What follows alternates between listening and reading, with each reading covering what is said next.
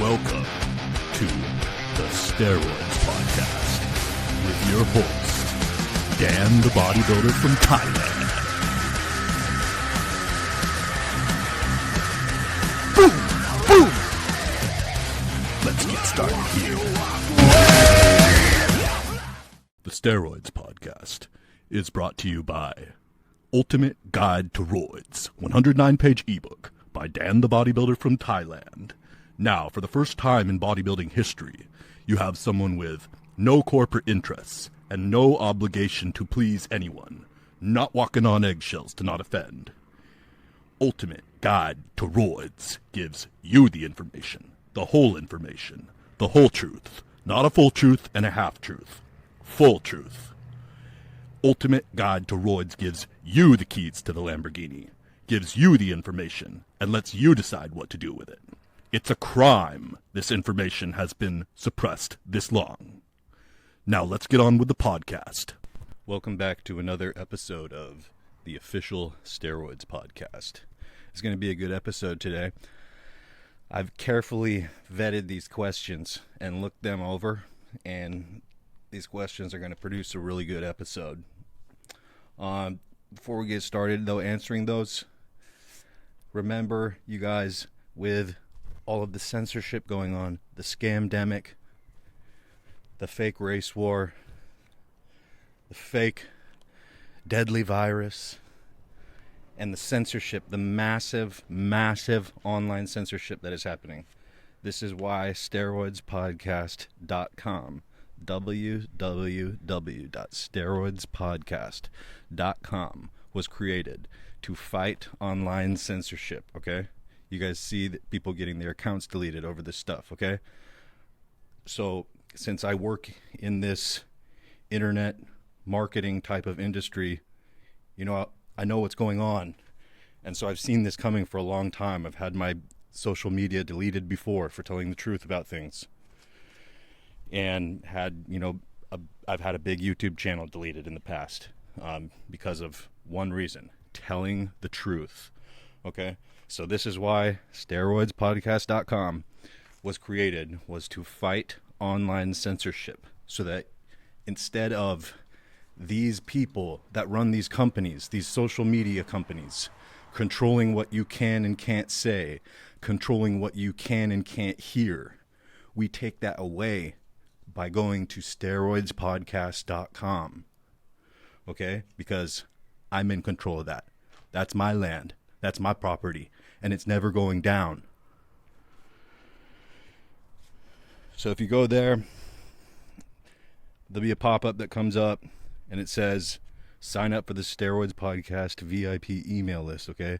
And what you do is you put your email onto there, and you put your name. I'm not going to send you emails, but what it does is it makes it so that I have your email, so that when my time comes and they delete my stuff, because they always do and they always will, I'll still be able to contact you. And you, when you're going, where did he go? He disappeared. That will be when I contact you, because you put your email down onto the VIP email list, and I'll say, hey dude, my stuff got deleted. I'm going to send out that email, okay? So that's why that's there. That's why that's there. Remember that. That is the most important thing if you are a listener of this podcast, whatever platform you're listening to this on. Doing that is the most important part if you are a loyal listener to this podcast. Okay, getting on to the questions. The first question is from a familiar name, Ian. Winstrol plus Dbol question. I've ran Winstrol before, but loved it. But the lower back pumps sucked. I'd get them without working back. I would have joint stiffness too. I know running Deca helps with the joints, but I cannot take 19 Nors anymore. Too prolactin sensitive. Me too, dude. Would running Dbol with Winstrol work instead? Sort of seem like opposing orals. Also, what causes the pumps and any way to combat them? Yeah, well, you know, taking potent anabolics causes pumps. That's the main thing that's happening, is there's certain muscles are more sensitive to pumps than other muscles. And the lower back is one of those ones that, and also that upper glute area. Those muscles, they are more sensitive to getting a pump from using roids. And if you are on potent roids, you're going to notice, weird pumps in weird areas. And like, that's usually what the stiffness, when people say like, I'm stiff or something, it's because you're so freaking pumped that you can barely like move your arm, or like you feel like, I can't walk because like, the arches of your foot are so pumped, like a muscle pump. There's muscle in the arches of your foot. There's muscle in your fingers. There's muscles in your jaw, so maybe you're chewing a steak or something and you get like lock jaw, right? Because your masseter muscle that moves your jaw up and down to chew the steak gets so pumped up with blood that it can't really function anymore. So it's kind of a good thing, dude.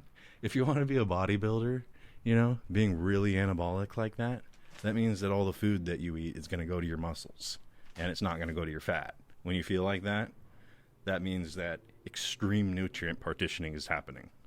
Very, very anabolic inside. So anabolic that normal things like walking around is causing you to have abnormal events happen, like extreme muscle pumps in the arches of your feet. Or, doing bicep curls and getting an extreme lower back pump because your back was just keeping you standing there erect like a soldier while you did your bicep curls. And that was enough to get it an extreme pump. So that means you are so anabolic. People say things like, take taurine. I'm like, what the heck? Taurine is like somebody's like mystery magical snake oil substance they like to recommend for shit. They're like, oh, you have cramps? Take taurine. Oh, you have a pump in your lower back because you're so anabolic and so you get blood building up there because it gets a pump because you're on roids? Take taurine. And it's like, yeah. And then we don't want to pump in our lower back, but we do want to pump in our bicep. And the taurine is like, has nano robots in it, and so it knows to only swim to your lower back through your bloodstream and stay right away from your biceps. Man, this is one of the supplements that I'm like, what the heck are you guys talking about? It's got to be one or the other, okay? So right there, it's completely bullshit.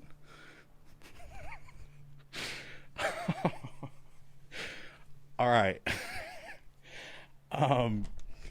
Running Dbol and Deca together, Dbol and Winstrol together, they are like opposing orals, but it's only going to make you more pumped, Ian.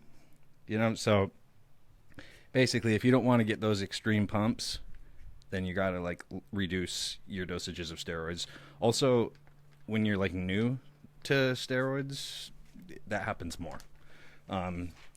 When you are more experienced, it doesn't happen quite so often like that. Like, especially if it's like your first couple cycles and your body is totally not used to having that kind of input, it can kind of have like a little bit of a freak out response. So sometimes just being more experienced is enough for your body to become more accustomed to and not having, such extreme reactions like that. And I mean, in some ways, I mean, you kind of wish after a while that it would still be so extreme, like getting a pump like that. You kind of look back on that and remember like, wow, I remember like, my first time, like using Trenbolone and Winstrol and like remember walking up that hill and like I, had to stop and sit on a fire hydrant because I just could not stop walking because my toes got so pumped. That I could not take another step, and so I had to stop walking and sit on the fire hydrant and wait for that blood to go out of my toes. All right, the next question is from Big Ben. Hi, love the podcast. They've got me through my night shifts the past 2 weeks. Ben, I like hearing about what you guys are doing when you're listening to the podcast. It's a real riot, like it's a crack up, like some of the activities that people do when they're listening to the podcast. Like I mean my favorite one that just like it makes me chuckle, it makes me laugh, is when somebody says, oh yeah, me and my wife listen to the Steroids podcast every night before we go to sleep at night. It cracks me up, do it whenever listen to the podcast whenever you want. But some of the stories that people tell me are so funny, you guys. I gotta tell you more. I gotta write these down sometime and tell you. I can put on one of the episodes. I can do a list of writing all the different things that the activities that they're doing when they say that they listen to the podcast, like what it is they're doing usually, because you'll like it, I promise.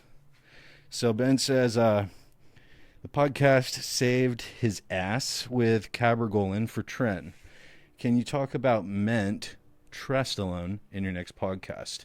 Not many know of it. It's a pain as have to inject it often, but crazy stuff. Really feel it and strongest I've ever been whilst on it.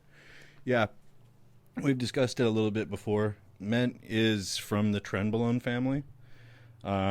So it's like a 19-nor steroid, like, Deca and Trenbolone.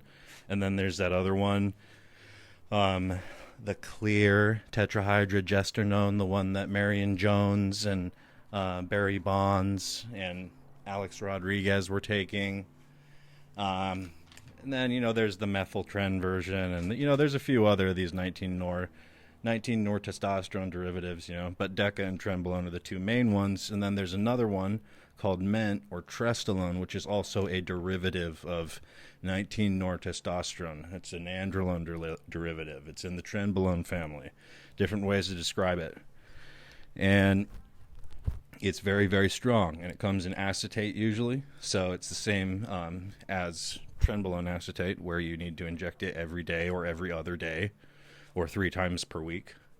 And Trestolone is very, very strong. It was being developed as a male birth control method because it's extremely fertility suppressive. And it was never released at that, though. It was never released as that. It was never released as a medication.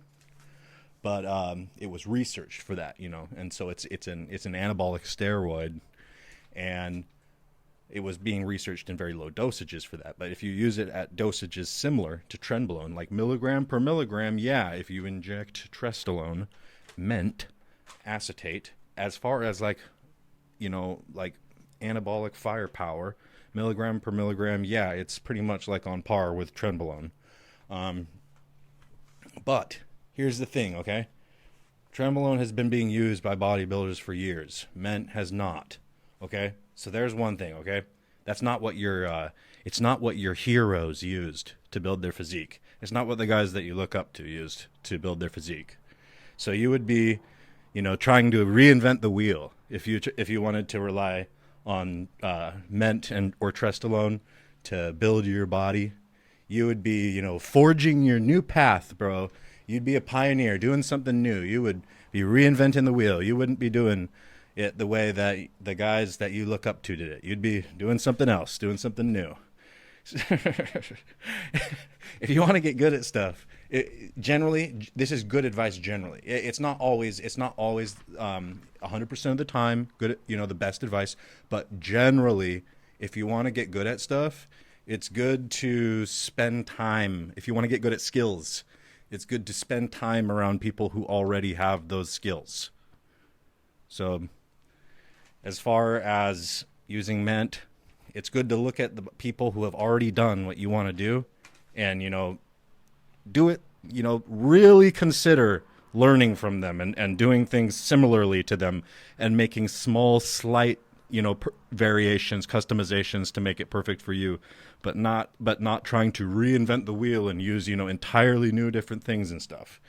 So that's why, because, a lot of times people ask me about all these alternative substances like these peptides and these MENT and these SARMs and all this stuff. And I'm saying, like, yeah, you can go ahead and experiment with these things. And, like, a lot of them do have some effects. But, like, why are you doing that? Why you should, if you have a goal, and I'm sure you do. I'm sure that you've seen somebody's physique, or, you have a general idea of like what bodybuilders look like or physique athletes look like, and you want, you have a general idea of what you want to look like, just know that, using those alternative substances, that's not what they did.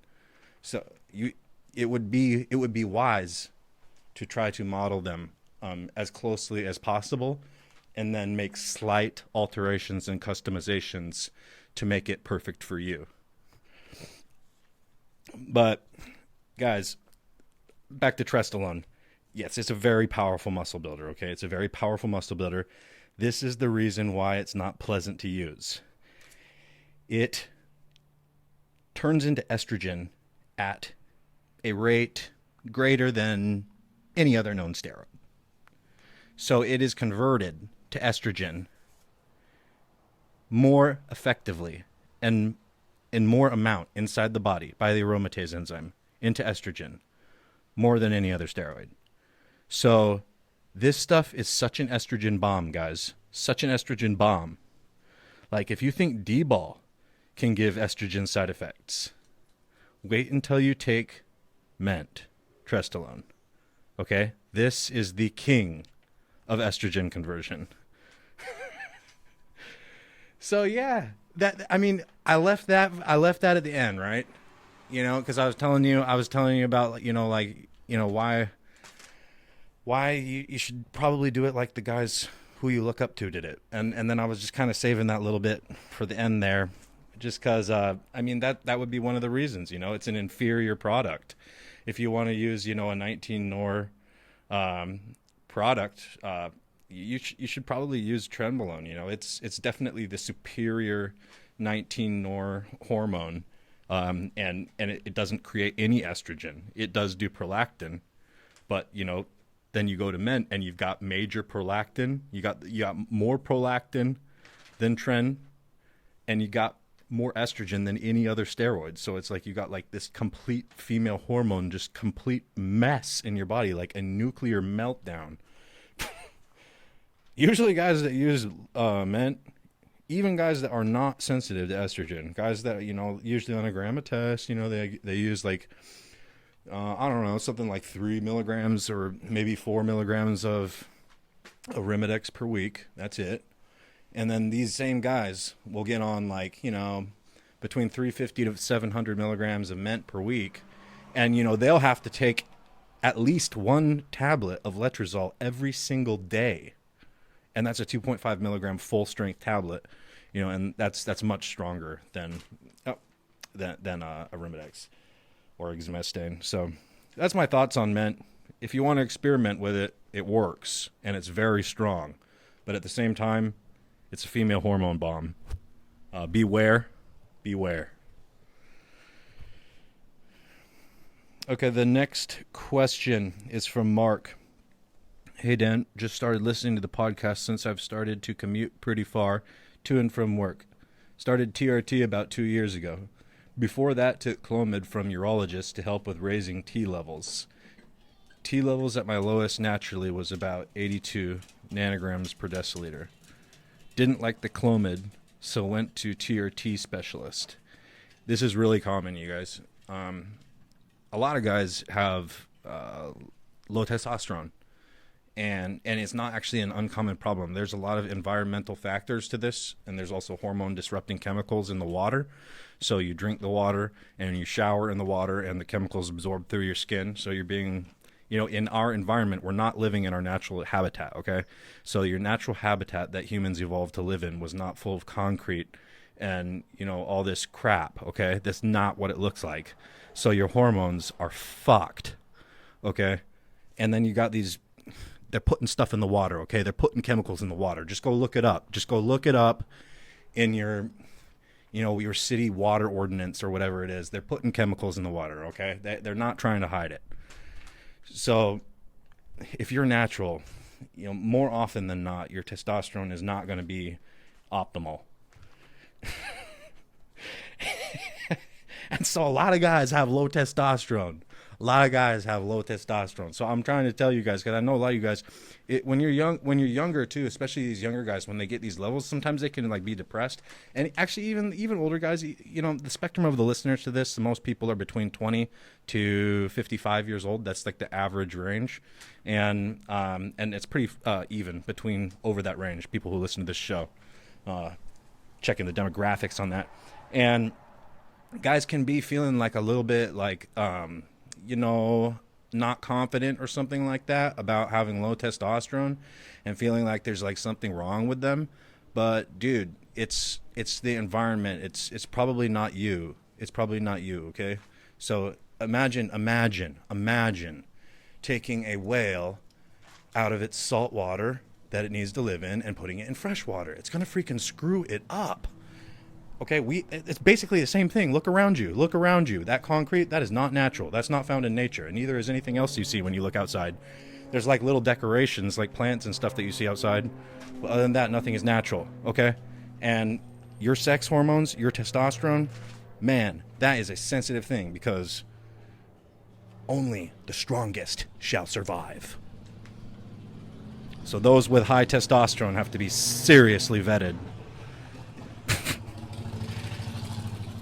So the Clomid makes you feel like crap. And that's what a lot of these doctors want to put you on, okay? For like 30%, for like a third of the dudes who use it, even like shrinks their balls a little bit, makes it a little bit smaller. And also makes like your semen like more thicker, which is like, I mean, steroids kind of do that too, though. So take your zinc and take your HCG to reverse that.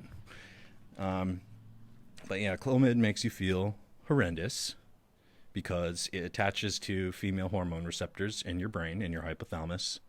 And that's not good when you're a man. And so you feel like total shit. And this is what these doctors want to prescribe people. Because, yeah, it does boost their testosterone to a normal level on the hormone test, okay? But it's not in a good way. It's not in a way that makes them feel good. It makes the test numbers look good, but it's not. It's the blood test numbers look good, but it's not a way that makes them feel good in real life. And so the guys that get prescribed Clomid, almost all of them do not take it like they should. You know, like they'll be like, oh, like I hate this stuff and I don't want to take it, but like I need to take it. And so they'll take it like 2 or 3 days a week or something, or like sometimes they, you know, might just like not even take it for a couple of weeks or something, and then they'll like take it again for a little while. It's a mess. You know, it's a mess. If you need to get your testosterone levels up, you got it. If you've got to take a pill and you have a choice, it's got to be Nolvadex Tamoxifen. It does the same thing as Clomid. It'll make the numbers on the blood test look good, and it won't make you infertile. It'll make you more fertile the same way that Clomid does. But it won't. Nolvadex doesn't make you feel like crap, okay? It doesn't give you those conscious, horrible feeling effects like this darkness like Clomid gives you. With Nolvadex, there's none of this mental disturb thing that happens. So if you've got to take a pill and it's got to be, you know, not a hormone, it's got to be something that keeps you making your own hormones only, then Nolvadex is the one. Generic name Tamoxifen. And the ideal though would be to keep you fertile and making your own hormones and only having your own hormones in your body would be HCG injections subcutaneously. Which you would need to take and perform yourself a couple times, you know, at least 3 times a week. And, you know, taking testosterone injections is obviously, you know, better than that at making you feel good, okay? But HCG is sufficient. I'm a big believer in HCG. Used it a lot. Know a lot of people that have used it, and a lot of people that I do personal training with use it. And guys, it really works, okay? It works. NFL players use it too. Professional athletes use it too to avoid drug tests in the middle of the season, but still keep high natural testosterone levels. You're sending the signal directly to your balls that your brain, your pituitary gland, would normally send to them that says function, make sperm, make semen, make testosterone. You're injecting that signal into you, and it goes directly to your balls. That's what HCG is. So it's very good for testosterone replacement therapy. And here's another one, is that it's not a controlled substance anywhere. It's not illegal. So it's much easier to have a personal supply of that because it's not against the law. Okay, gonna keep on going through your question. I added my 2 cents in there because it's kind of a long question. So keeping pace here. All right, currently taking 1 dose per week of testosterone cypionate. This is the same guy that, he's prescribed the Clomid but didn't like it. But also started taking human growth hormone 4 IUs every other day. Very good. Well, this guy's not fat. He takes human growth hormone 4 IUs every other day, so he doesn't have a lot of body fat. Ha ha ha. It's true. Was also cycling HCG as well. Oh, so he is on HCG. Man, he's done all the stuff. So he's done all this experimentation. He knows what's up. Going to start taking Clenbuterol soon to cut since I have a bigger build. I want to cut fat and get more shredded. Yeah. Well, the HGH, how long have you been taking that?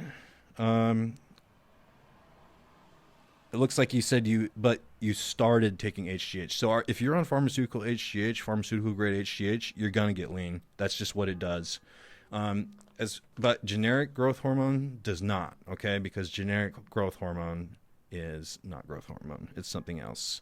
Or it may have a little bit of growth hormone in it, but it's too good to be true. Boom! I'm the fairy from Cinderella, and I just popped the bubble, and boom! The fantasy just came crashing down. Generic growth hormone is bullshit.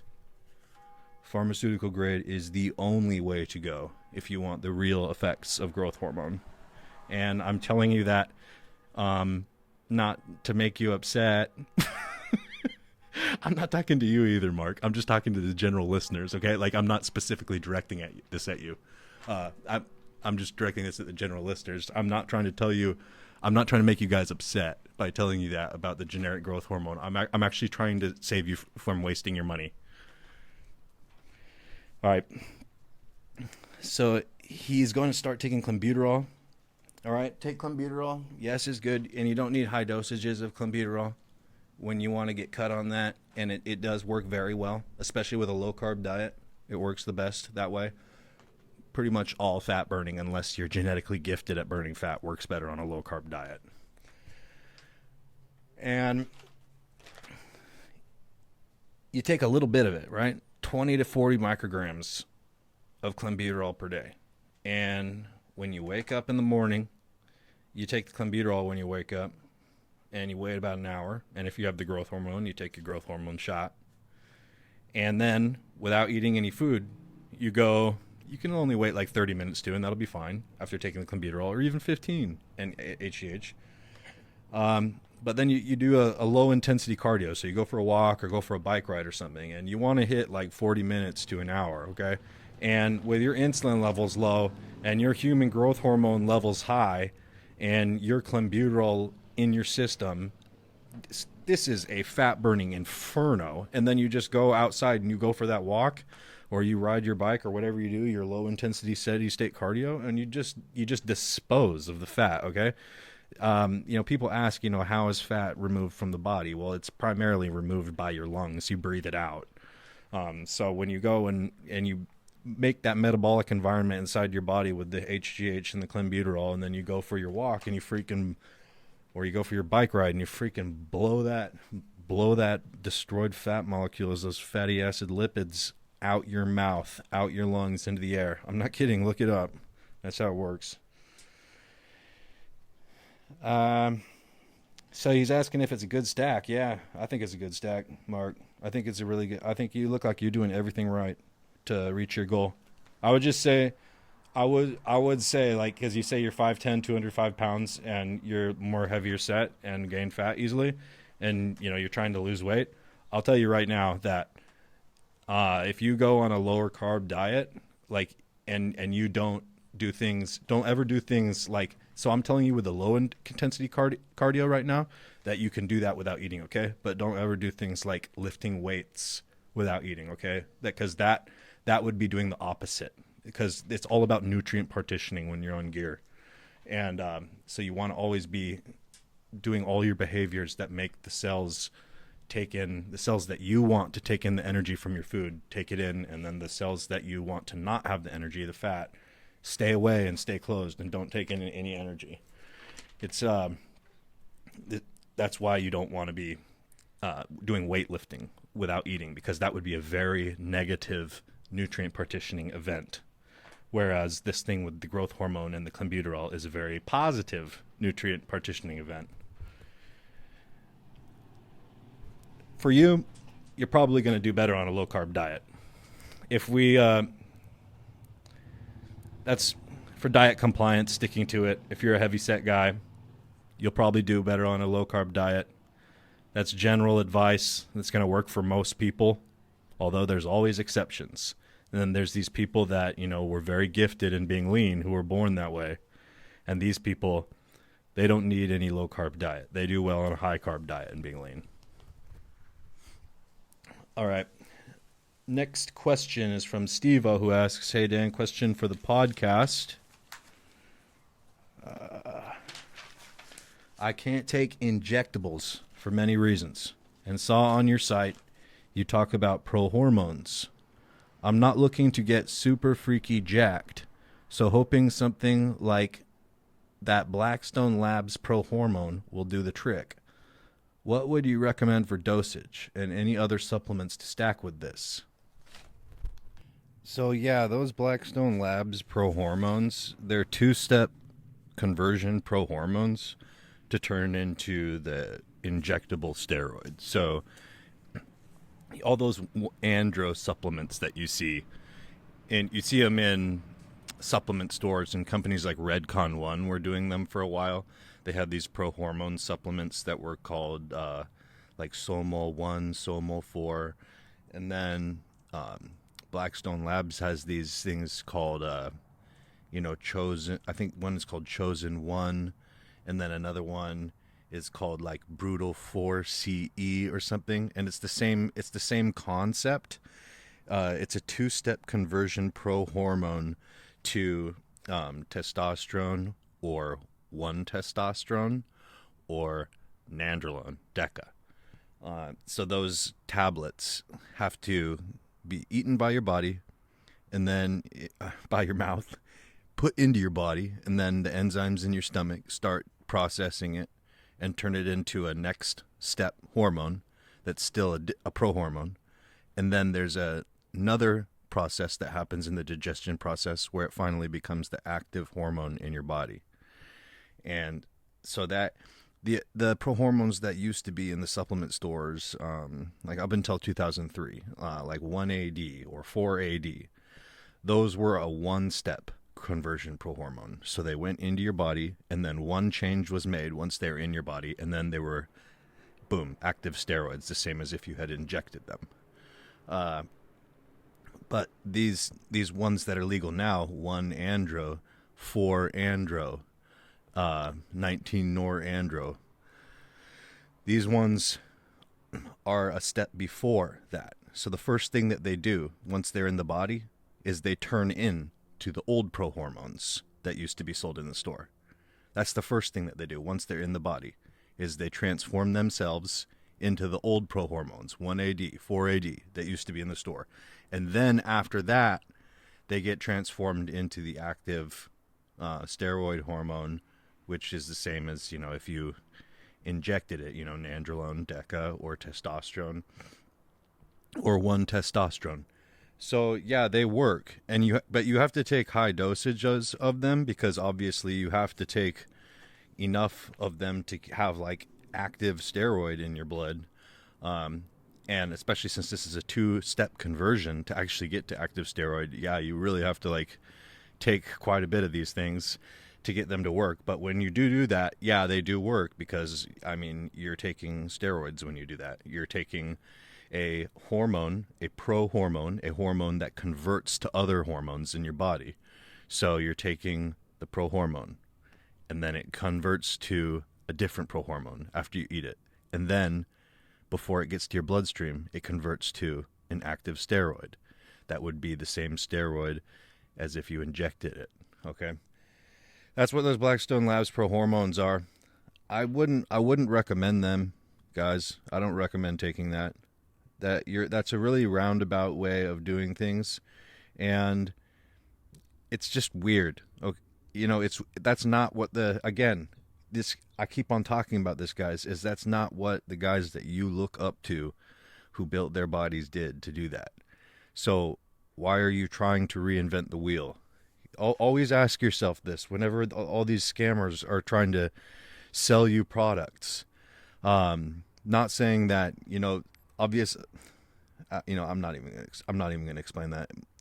So when these people are trying to sell you products in general, just think like if you're serious about what you're doing, you're not just like some random dude in the gym, but you're like serious about what you're doing, and you have a specific goal that you have to reach, and you will not stop until that happens. Think about the way that the guys that already did it do it, and then try to emulate that. When you have all this new stuff being presented to you and like, hey, this could work, and like look at this new stuff, it's like, well, dude, I don't need that. I don't need any of that. I'm not trying to reinvent the wheel here. Okay, I'm trying to do what's already been done. I'm not trying to become the next biggest and greatest Mr. Olympia. Remember that. Stick to the tried and true. If I was just trying to make a little bit of gains, because Steve-O, that's with his question about not being able to take injectables, and he talks about Prohormones. So, but he wants to make some gains, but not something extreme. What I would recommend doing would be, if you got low testosterone, start taking HCG if you don't want to take testosterone, actual testosterone, because HCG is legal anyways. It's a prescription drug, but it's not like a controlled substance, and that'll get your testosterone up. If you've got low testosterone, that'll get your natural testosterone levels way up, like high natural, and you'll also be like feeling good taking that. So that's what I would do. But again, that's an injection. You can't take injections. So if it was for, you could take a little bit of a SARM. This would be something like what a SARM would be good for, like LGD 4033 at 15 to 20 milligrams per day. This could be a good situation for you if you wanted to go just making a little bit of gains. Now that I said my spiel about not reinventing the wheel, now I'm going to come back to this, and help you personally, say some things that could personally help you in your specific situation. But that thing with taking the SARMs, that's not what I think is the ideal situation for you. I think the ideal situation for you is taking 10 to 15 to 20 to 25 milligrams of Dbol per day, Dianabol, Methandrostenolone, Metandianone. Those are all different names for the same thing. That's what I think would be good for you, because 10 to 15 milligrams of Dbol per day it works. Trust me, it works.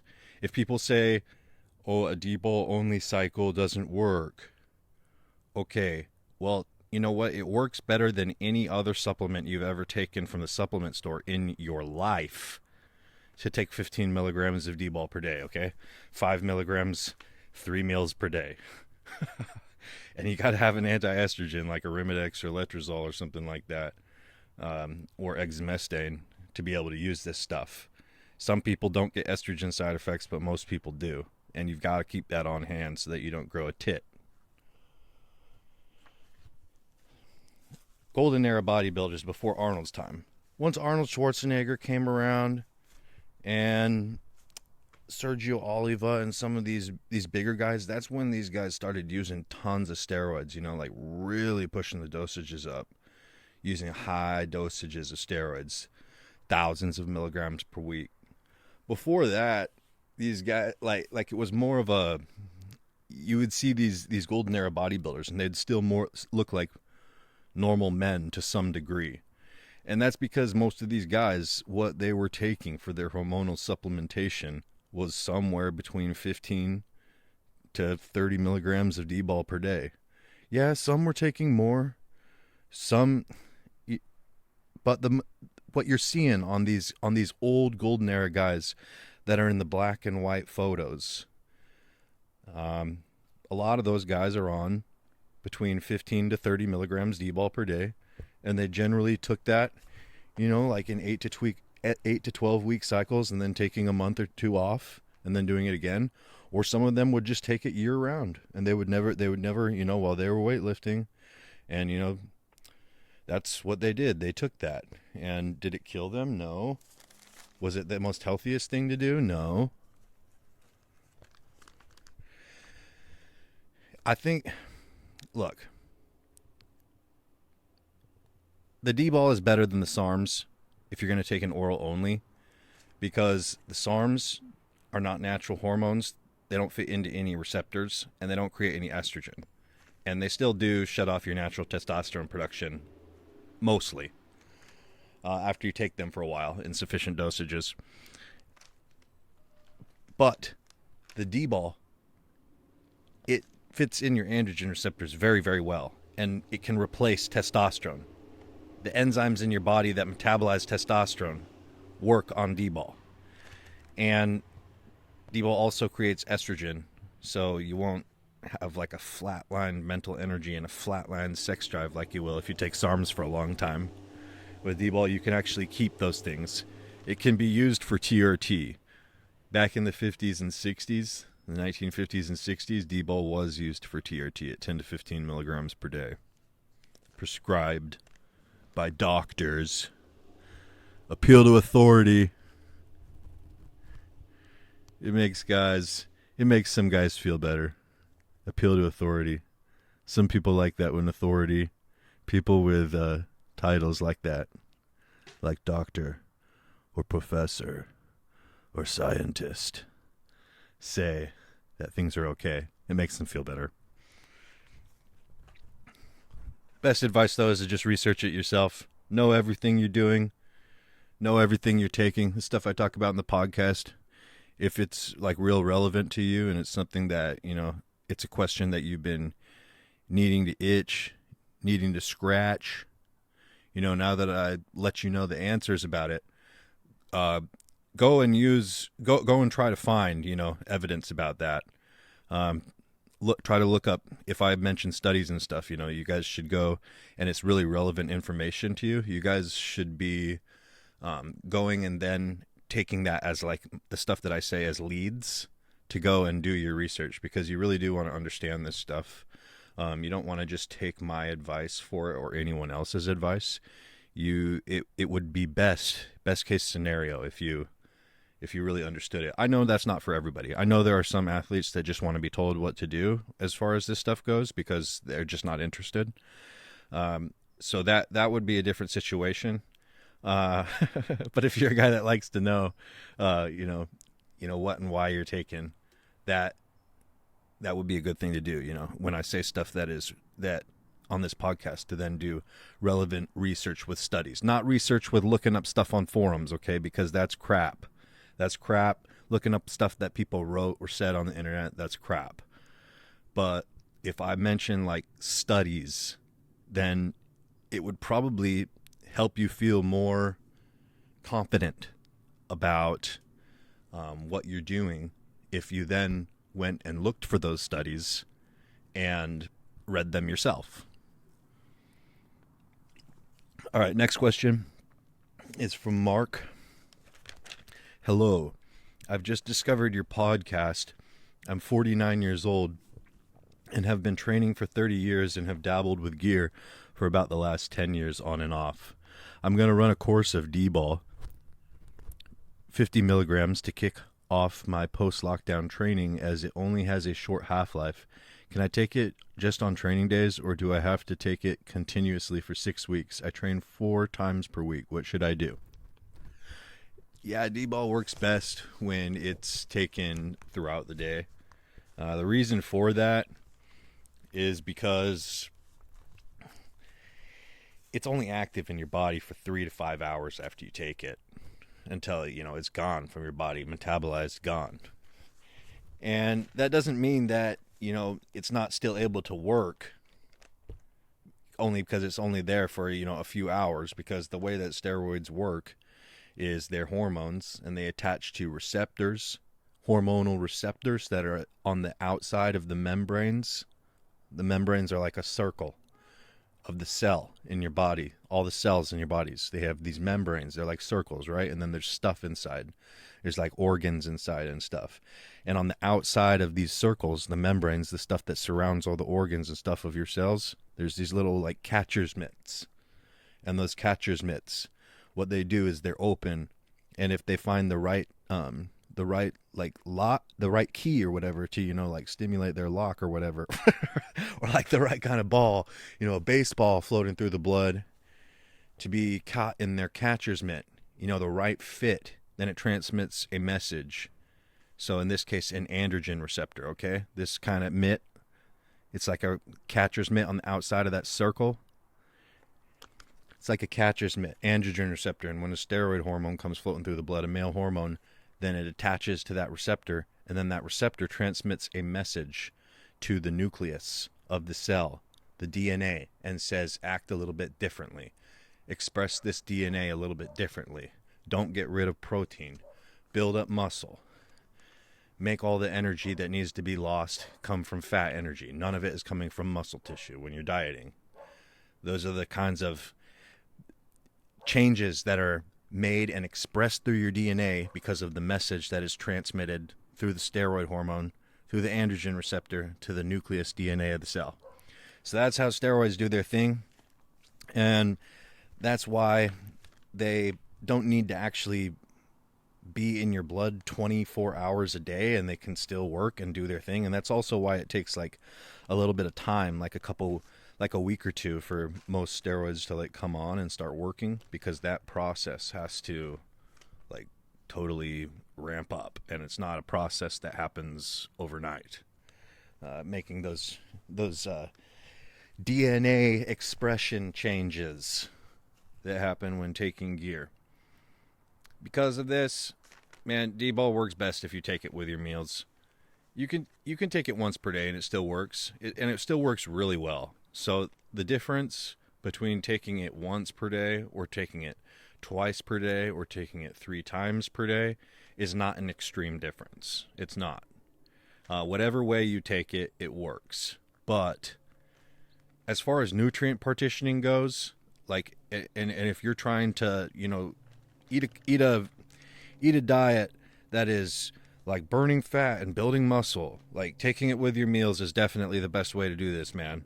That makes your body be able to build up more of the food that you eat into muscle, assimilating proteins. So in the 60s, the San Diego Chargers, they made their players take Dbol. And so they'd go do training camp at a ranch, and they'd give them 5 milligram Dbols with all their meals. And if you don't take it, they would fine them. So, you have to pay money to that. If you don't take it, you get a penalty. So you have to take the Dbol. And they were really good once they started doing this. They won an NFL championship the first season after they started doing this, because they were bigger and stronger than all the other teams. And so that's another one where you just laugh at people that say like, "Oh, Dbol only cycles don't work." Okay, well, the San Diego Chargers won an NFL championship taking a Dbol only cycle.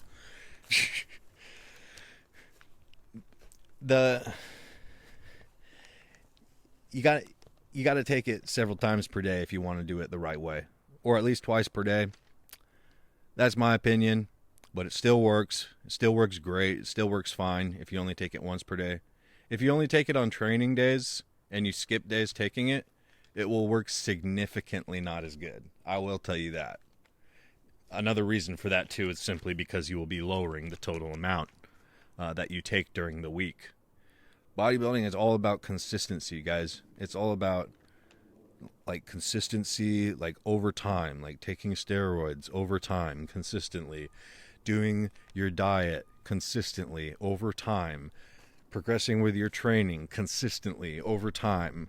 It's pretty simple. It's pretty simple. As long as you just do those things, good things happen. Keep taking steroids consistently over time. Keep training with heavier and heavier weights consistently over time. Keep on a good diet, a bro diet, chicken and rice, and vegetable consistently over a long period of time. Bodybuilding goal is achieved. It's not too complicated. But a lot of guys want to overcomplicate it, because if you make it super complicated and super confusing, then what do people have to do? Well, they're at that person's mercy to tell you, to be the expert's mercy. To be like, well, I've got the answers, I've got the supplements, I've got the special new chemicals. No, that's a scam. That's a freaking scam. It's not that complicated. It's pretty freaking simple.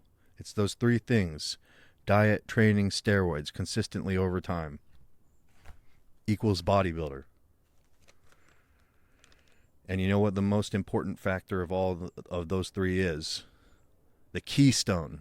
The keystone is the steroids. That is the most important factor in bodybuilding and physique. Not in professional sports and athletics. Then natural born talent and skill are the most important factors, with steroids being the third factor. But for bodybuilding and physique, steroids, performance enhancing drugs, they're the most important factor. They're the keystone to this. Okay, next question is from Jared. He says, taking Tren and Deca at the same time, good thing? Well, it's a female hormone bomb, and that's why people recommend against it. Does it work? Yeah, it freaking works. And most freaks do it. Most people who look like aliens, they take Test, they take Tren, they take Deca, and they take growth hormone. And they take all of those at the same time at high dosages. And sometimes they take Dbol, and sometimes they take Anadrol, and sometimes they take Winstrol, and sometimes Anavar. That's and also usually they like insulin. I mean, that's a pretty. If you look at the most freaky alien people and say, what are these guys doing? What do they like? What is the stuff that they think is important to making them look the way they do and making their bodies and their metabolism work the way it does? It would be those substances that I just mentioned. Those would be the ones that would be of the most importance to them. If you got problems when you use Deca or Trenbolone alone, and if you got problems like sexual dysfunction issues, or you got gyno issues that are very difficult for you to control, okay, when you combine them together, it's going to be an exponential increase in the side effects from doing that. Also, if you've got like sexual dysfunction and if that bothers you, because I'll tell you this, a lot of bodybuilders have a dead stick, okay? And they're okay with that.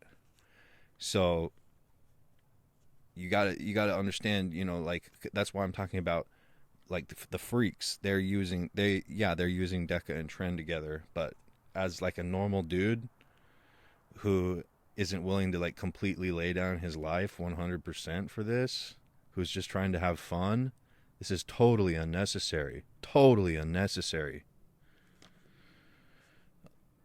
I mean, even taking 19 Nors in general, except for the odd man out, because there's always exceptions, it's not fun. It's not something you want to be doing for a long time or very often. Yeah, maybe you want to just do it a couple times and see what it's all about or something like that, but you're not trying to be like doing this your whole life. That's usually how it goes, is people when they're first starting, they use more of this stuff.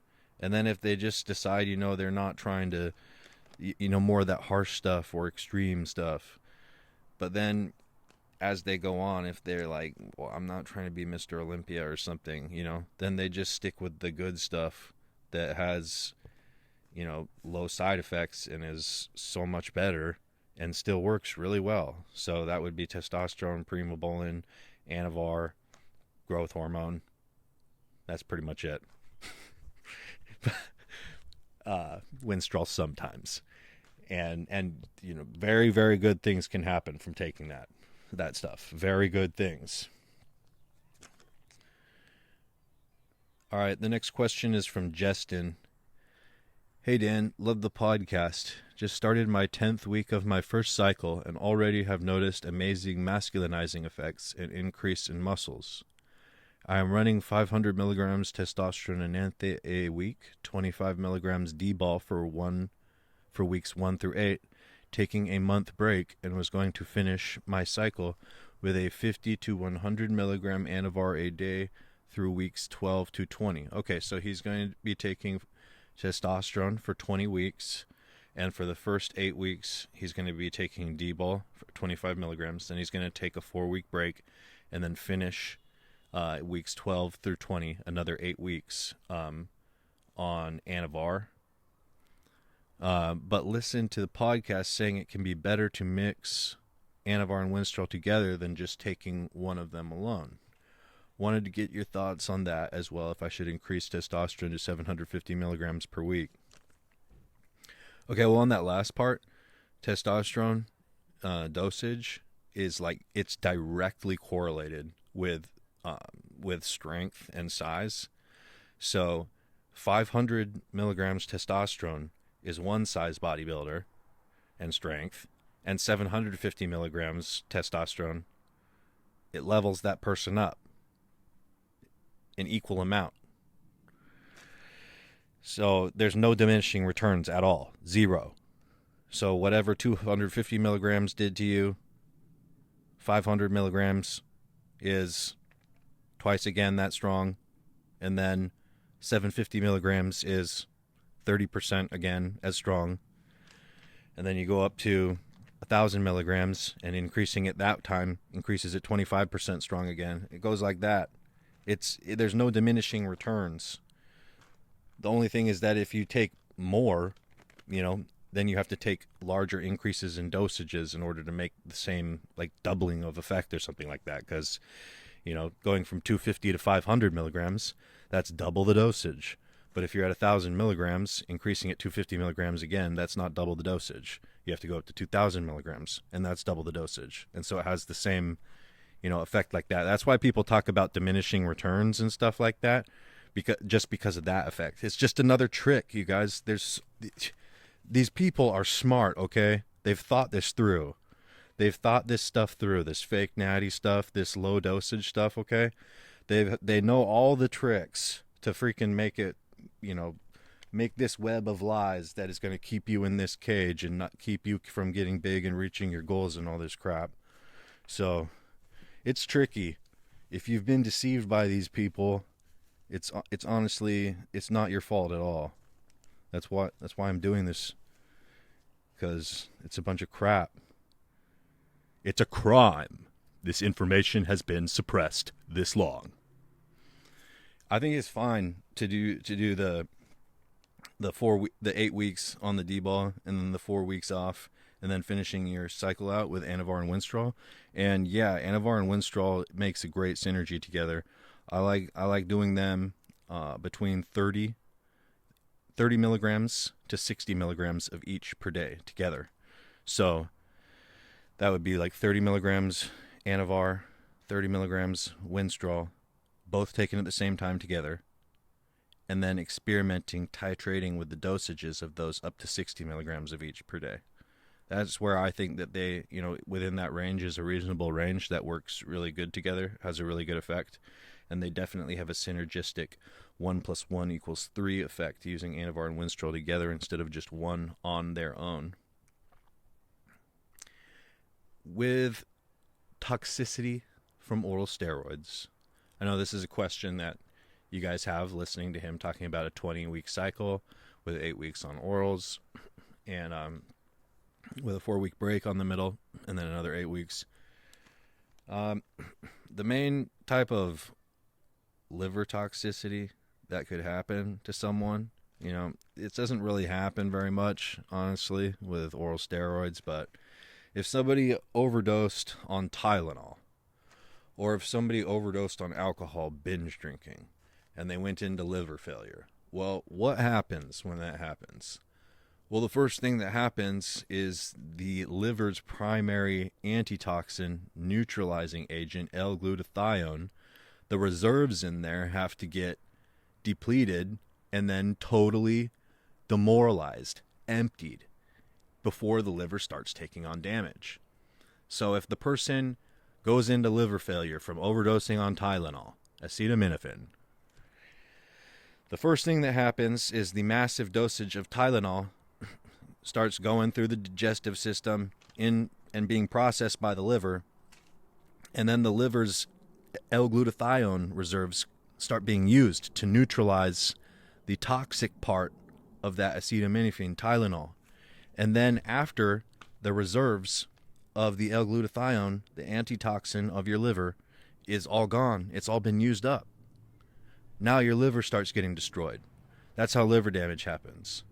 So supplements like Silymarin or milk thistle or NAC, N-A-C, N-acetylcysteine, or Tudka. I'm not going to say the whole name for that one. It's humongous. Or that's about it. That's about it, okay? Those ones. There's a couple more too. They're all liver supplements. But what those do is they all do the same thing. They load the liver's L-glutathione reserve stores. So they load it up, make it be totally loaded up with L-glutathione so that its toxin neutralizer storage is at full. That's what those supplements do. They all work the same way. They all do the same thing. If you're worried about liver toxicity when you're taking oral steroids, well, keep your L-glutathione reserves completely full, and you're not going to have any problems.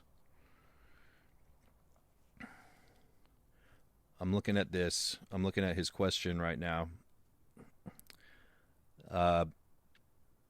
Signs of toxicity. Okay, oral steroid toxicity, okay?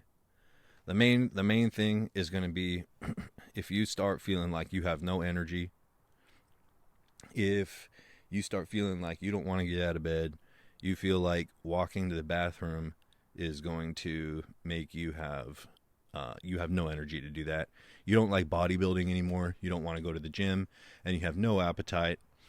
And appetite completely screwed. Those would be signs of the major signs of oral steroid liver toxicity, or just toxicity in general, not even liver toxicity, but just you need to stop taking it.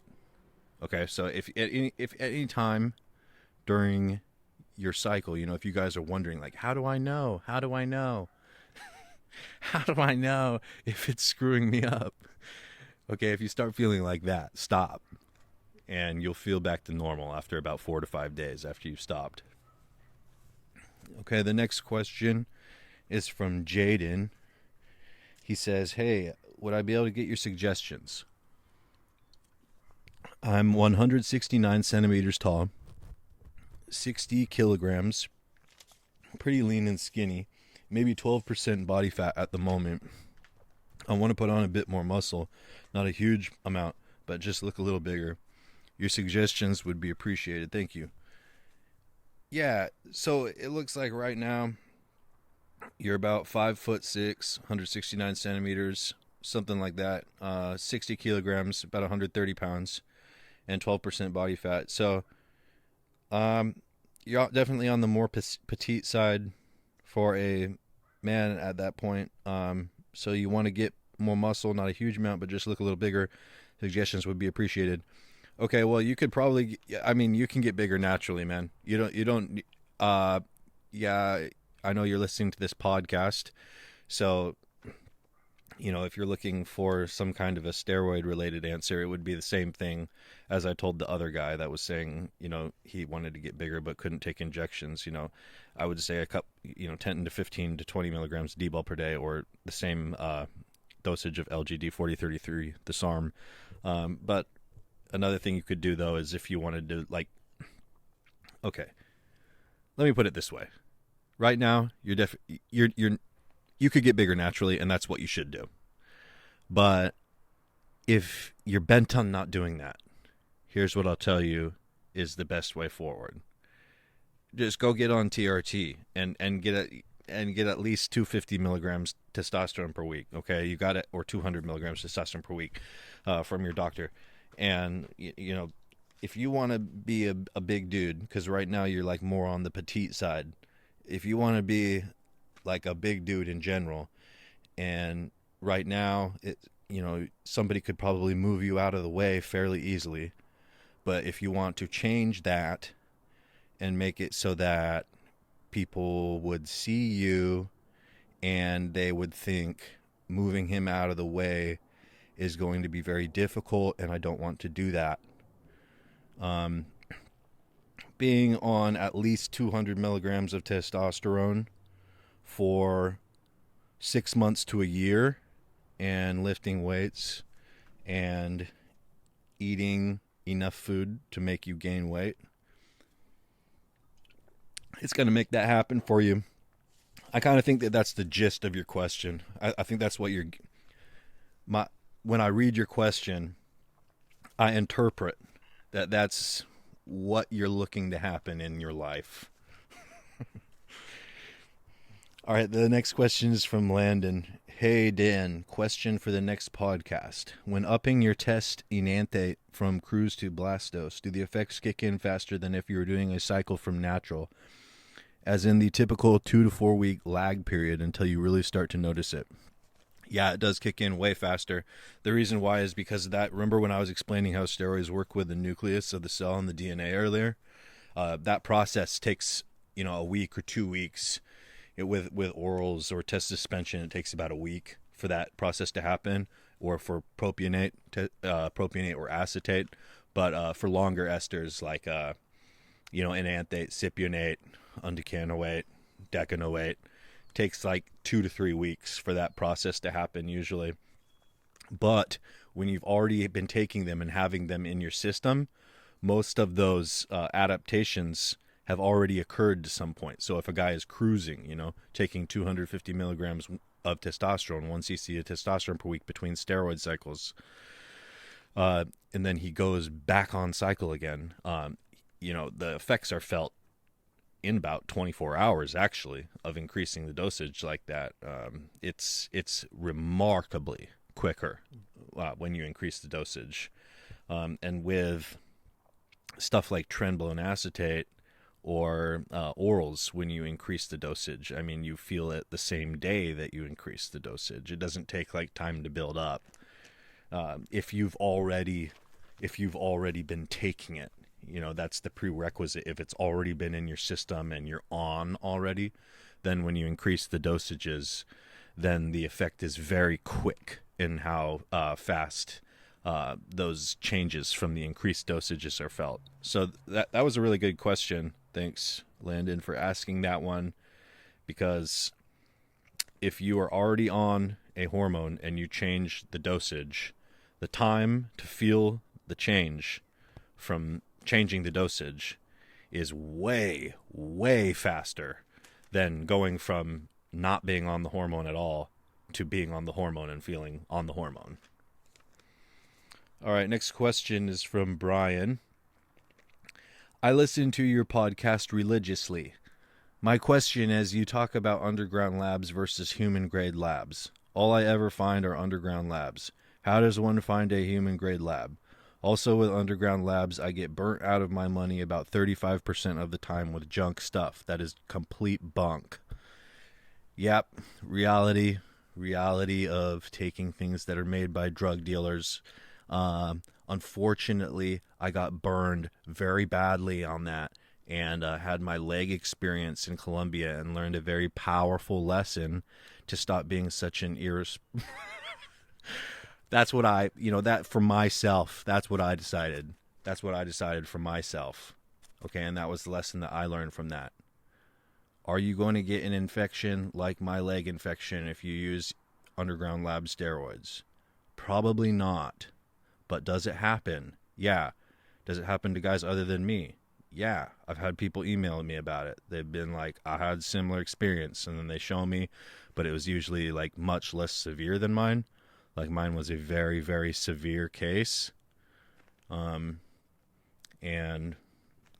it's Russian roulette when you're using stuff that is not medication made for humans that, you know, a doctor in a hospital would be giving someone.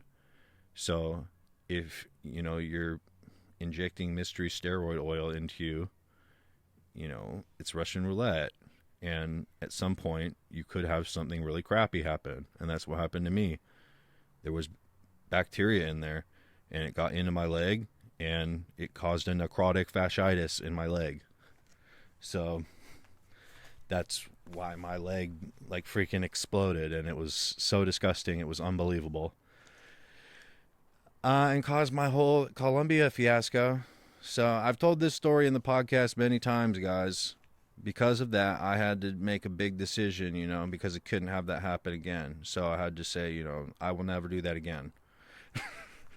So I'll just say too that using human grade gear.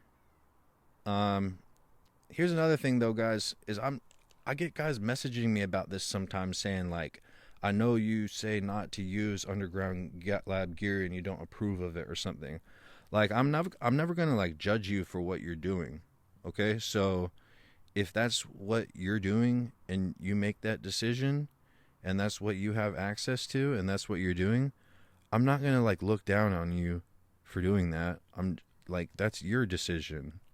So I know that, I'm just saying that because I know that some guys have come to me for advice, and I could tell that they were like hesitant to ask because they felt like self-conscious or something like that because of me talking about this on the podcast. Don't worry about that. That's not a thing. I consider you an adult that can make your own decisions, and if you want to do whatever you do, and a lot of people do, that's up to you, man. That's up to you. So I'm not even anywhere near judging somebody or saying you shouldn't be doing that. It's up to you. It's freaking up to you. All right. I'm trying to see where I am on this question. Got a little sidetracked there. A lot of times, okay, you're asking how do you get human grade gear? Okay, well there's wellness and hormone replacement therapy clinics, anti-aging clinics, testosterone replacement therapy clinics. A lot of them you can even talk to the doctors on Skype and they'll give you a freaking prescription and send your stuff in the mail. After they send you to go get blood work at a local lab, and they Skype with you, and then it's totally legal. And they'll do stuff like testosterone, Anavar, Winstrol, Deca, HCG, growth hormone, all, you know, pharmaceutical grade. So that's one way to do it. Also, you can go to countries like that where gear you can buy OTC without a prescription, or if you wanted to get a prescription in those countries, you could, you know, go find a local physician, preferably not at a hospital, but in, you know, who has a private practice. Like you're walking down the street and you see a doctor's office who has a private practice, and go ask him for some specific prescription for certain hormones when you're in that country or whatever. I'll just tell you, like, briefly, like in Thailand, like pharmaceutical grade testosterone, you know, Bayer Testosterone, etc. You just buy it OTC. You don't need a prescription. You just go into the pharmacy and buy it. Prohormones, Anadrol, Dianabol, Winstrol, Anavar, Deca, Primobolan. All of that stuff's available over the counter from the pharmacy in Thailand. You just walk in. You just walk in and buy it at the pharmacy.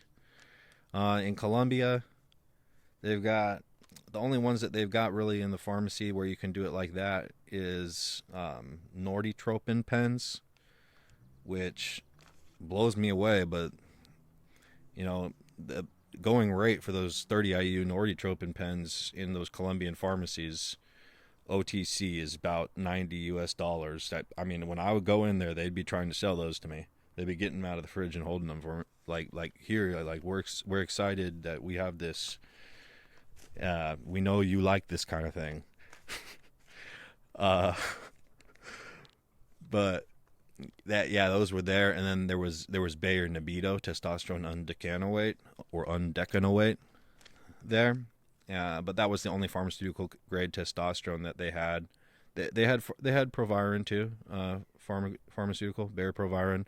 The Nebido test undecanoate there. It's in a 4 milliliter vial, and it sometimes it can come in an ampule too, a 4 milliliter ampule, and it's 1,000 milligrams of testosterone undecanoate in there, and those are like $65 to $70 over the counter from the pharmacy in Colombia.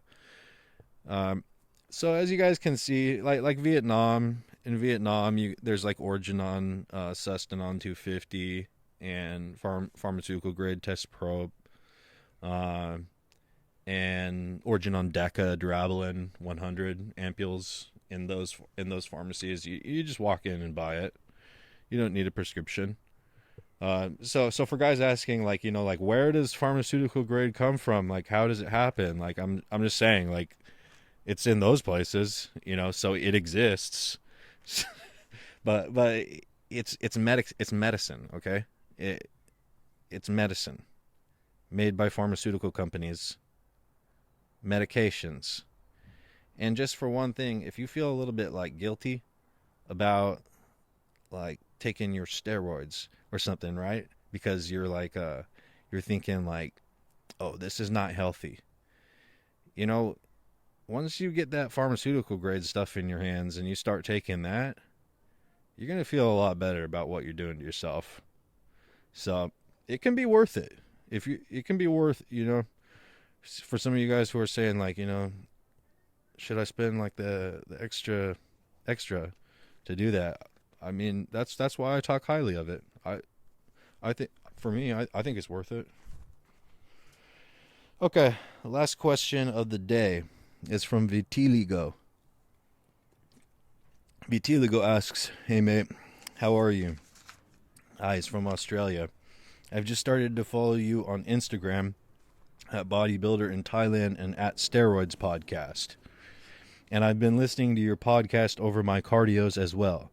How did you get ROIDS and HGH over there in Thailand?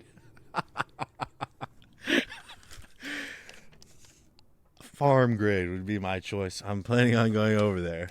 Well, I guess I just explained that in the last question. But it's funny. It's funny when you try doing that for the first time. I remember because I was the first dude like over there in Thailand who was doing anything with the internet and bodybuilding and Thailand internet bodybuilding. I was the first person over there doing anything like that. So it was like when I went over there the first time and figured that out, it was like I was exploring the Wild West, something that was completely unexplored. So I'd be walking to pharmacy and be like walk in, and I was used to being in the West where that was like illegal or something. And so I didn't really like know what to say, but I was thinking like, well, it's legal here, so like I can just say whatever the fuck I want to say. And so I like walk into the pharmacy and be like, anabolic, testosterone, anabolic, steroid, and at first the first few pharmacies, no, holding their hands up in an X in front of me, in front of their chest, and I'm like, all right, whatever, dude. I go to the next pharmacy, and after I did that enough times, eventually they were like, yeah, we have, yes, and then they were showing me their stuff. So that was kind of a funny thing, funny little activity, funny adventure, going to a foreign country and doing that. It's funny, man. If you would like your questions to be answered on the Steroids podcast, go to steroidspodcast.com and leave a comment with your questions, or email or private message steroidspodcast@gmail.com or steroidspodcast on Instagram. Until next time.